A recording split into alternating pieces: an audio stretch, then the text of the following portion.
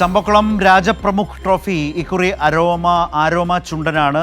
അത് വിവരങ്ങളുമായി ഷാജഹാൻ ഇപ്പോൾ ചമ്പക്കുളത്ത് നിന്ന് ചേരുന്നു. നേരത്തെ നമ്മൾ ഷാജഹാനിലേക്കൊന്ന് പോകാൻ ശ്രമിച്ചെങ്കിലും നടന്നില്ല. ഷാജഹാൻ, എങ്ങനെയുണ്ടായിരുന്നു ചുണ്ടൻ വള്ളങ്ങളുടെ ഫൈനൽ മത്സരം? ആരോമ ചുണ്ടൻ കപ്പടിച്ചല്ലോ, ട്രോഫി അടിച്ചല്ലോ.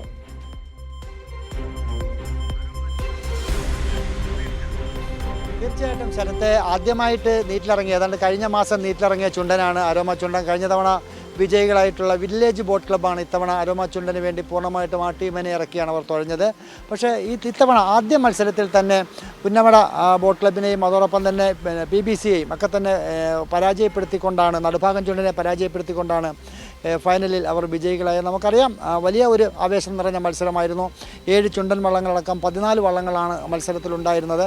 പക്ഷേ ഈ ഏത് കരക്കാരുടേതാണ് ആരോമ ചുണ്ടൻ? ഏത് കരക്കാരുടേതാണ് നമുക്ക് കാണാൻ സാധിക്കും. നേരത്തെ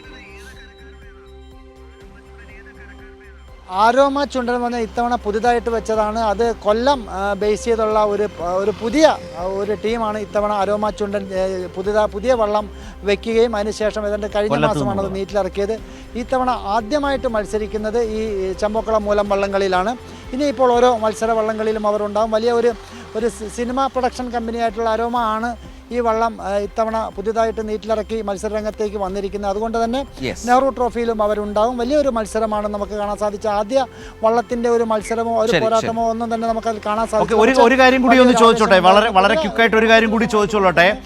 ഒരു കാര്യം കൂടി ഷാജഹാൻ, അതായത് ഈ ഇന്നത്തെ ഈ വള്ളംകളി അവിടുത്തെ ദൃശ്യങ്ങളിൽ ഏറ്റവും വേറിട്ട് നിന്നതും വലിയ തോതിൽ വൈറലാവുകയും ചെയ്ത ഒന്നാണ് കുട്ടനാട്ടുകാർ മുഖ്യമന്ത്രിയോട് അവർ കാട്ടിയിട്ടുള്ള മധുര പ്രതികാരമുണ്ട്. വലിയ ഫ്ലക്സൊക്കെ ഇങ്ങനെ വള്ളത്തിൽ കൊണ്ടുവന്നിട്ട് കാത്തിരുന്നോളൂ, പ്രാദേശിക അവധി ഇപ്പോൾ കിട്ടും എന്ന് പറയുന്ന കുട്ടനാട്ടുകാരുടെ ആ ഒരു പ്രതിഷേധം, ആ ദൃശ്യങ്ങൾ വൈറലായി മാറിക്കഴിഞ്ഞു.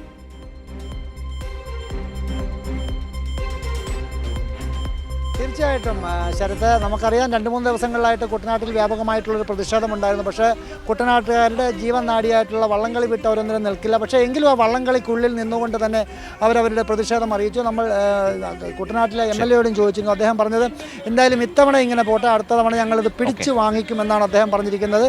എന്തായാലും അടുത്ത തവണ പൂർണ്ണമായിട്ടും ഒരു പ്രാദേശിക അവധിയോടുകൂടിയായിരിക്കും മത്സര വള്ളംകളി നടക്കുക. ശരി ഷാജഹാനാണ് ഈ വിശദാംശങ്ങൾ നൽകിയത്.